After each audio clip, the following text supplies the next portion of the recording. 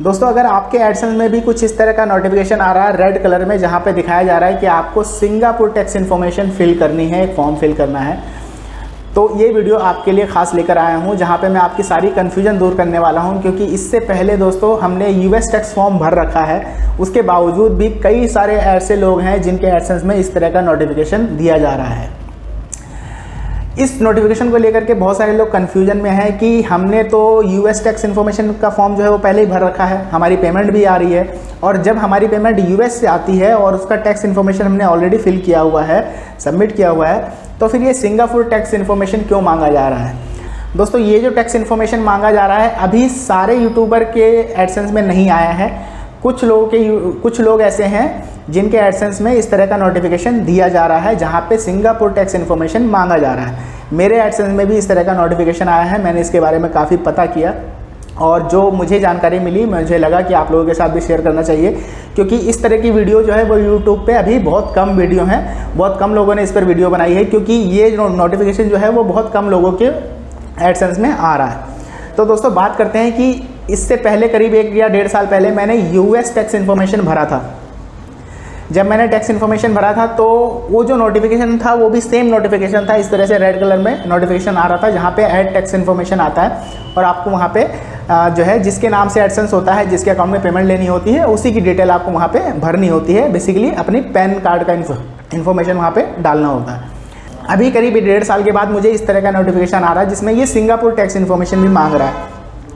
बहुत सारे यूट्यूबर हैं दोस्तों जिनके एडसेंस में इस तरह का नोटिफिकेशन आ रहा है और वो लोग कंफ्यूज हैं कि जब हमारी पेमेंट यूएस से आती है और यूएस वाला टैक्स इन्फॉर्मेशन तो हमने भर रखा था, तो फिर ये सिंगापुर क्यों नोटिफिकेशन आ रहा है। लेकिन दोस्तों अभी इस वीडियो में मैं आपको क्लियर करना चाहता हूँ कि मैंने काफ़ी रिसर्च किया है इसके ऊपर, उसके बाद मैं आपको बताना चाहता हूँ कि ये जो सिंगापुर टैक्स इन्फॉर्मेशन है जिनके एडसेंस में ये नोटिफिकेशन आ रहा है, मेरा व्यू ये है कि इंडिया में अगर आप रहते हैं तो आपको ये इन्फॉर्मेशन भी फिल करनी है, और मैं अभी फिल करने जा रहा हूँ, आपके सामने ये फॉर्म फिल करूँगा। फिल क्यों करनी है दोस्तों कि यूएस से हमारी पेमेंट आती है, यूएस टैक्स इन्फॉर्मेशन तो हमने भर रखा है, पहले ही दे रखा है, लेकिन सिंगापुर टैक्स इन्फॉर्मेशन इसलिए भरनी है क्योंकि हमारी जो पेमेंट है वो कहीं ना कहीं यूएस और सिंगापुर हो करके हम तक पहुँचती है, या यूँ कह लीजिए कि इंडिया में आती है। तो यूएस से सिंगापुर, सिंगापुर से इंडिया हमारे अकाउंट में ट्रांसफ़र होती है। तो इस वजह से कुछ जो यूट्यूबर हैं उनके एडसेंस में ये आना शुरू हो गया नोटिफिकेशन, और उनको सबको ये फॉर्म भरना है। हालांकि एक कन्फ्यूजन और मैं दूर कर देता हूँ, जो लोग ये फॉर्म नहीं भरेंगे तो ऐसा नहीं है कि बहुत बड़ा नुकसान हो जाएगा, उनकी पेमेंट रुक जाएगी, उनकी पेमेंट नहीं आएगी। फिलहाल ऐसा नहीं है। अगर आप ये फॉर्म नहीं भरते हैं तो कोई बड़ा नुकसान नहीं होगा आपका, लेकिन 6 महीने बाद, 1 साल बाद आपकी पेमेंट कहीं ना कहीं डिले हो सकती है, रुक सकती है। तो आप चाहें तो कुछ दिन वेट भी कर सकते हैं, बाद में भर सकते हैं। अभी मैं ये फॉर्म जो है अपना भरने वाला हूँ। इसमें क्या है दोस्तों, ज़्यादा इन्फॉर्मेशन होती नहीं है। फॉर्म छोटा सा फॉर्म होता है जिसमें आपकी पर्सनल डिटेल और बेसिकली पैन कार्ड होता है, पैन कार्ड की डिटेल आपको डालनी होती है। आपको अपनी मतलब कि जिसके नाम से एडसेंस बना हुआ है, जिसके अकाउंट में पेमेंट आ रही है, उसकी पैन कार्ड की डिटेल आपको यहाँ पर फिल करनी है। चलिए दोस्तों मैं आपको पहले दिखा दूँ कि यहाँ पर जब आप होम पे जाते हैं, यहाँ देखिए ये होम पे हम जा रहे हैं। होम पे जाने के बाद यहाँ पे पेमेंट ऑप्शन में आप जब आते हैं, पेमेंट ऑप्शन में आते हैं तो यहाँ पे इस तरह का नोटिफिकेशन दिखा रहा है।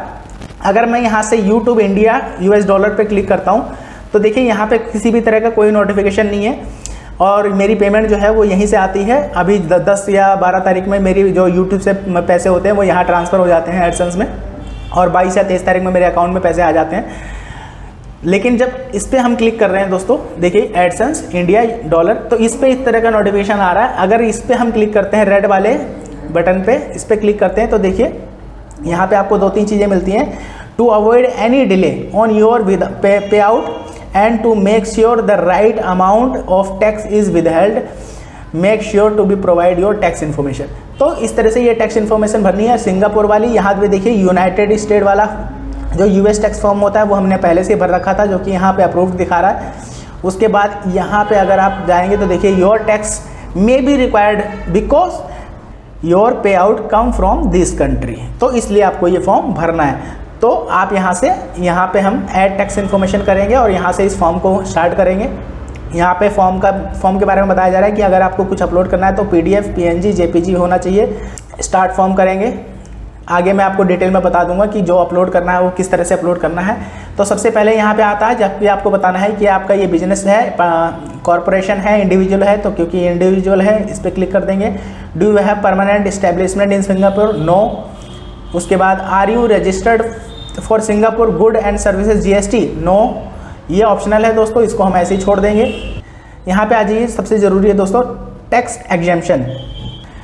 तो इसके बारे में मैं आपको बता दूं दोस्तों कि जब हमने US टैक्स इन्फॉर्मेशन भरा था तो वहाँ पे भी ये वाला ऑप्शन था जिसमें टैक्स एग्जेम्पशन का बताया गया था। होता क्या है दोस्तों कि हमारी कंट्री, जिस कंट्री में हम रहते हैं, ये बताया जाता है कि क्या आपका सिंगापुर से, या पहले जब US वाला भरा था तो US से टैक्स ट्रीटी है या नहीं है।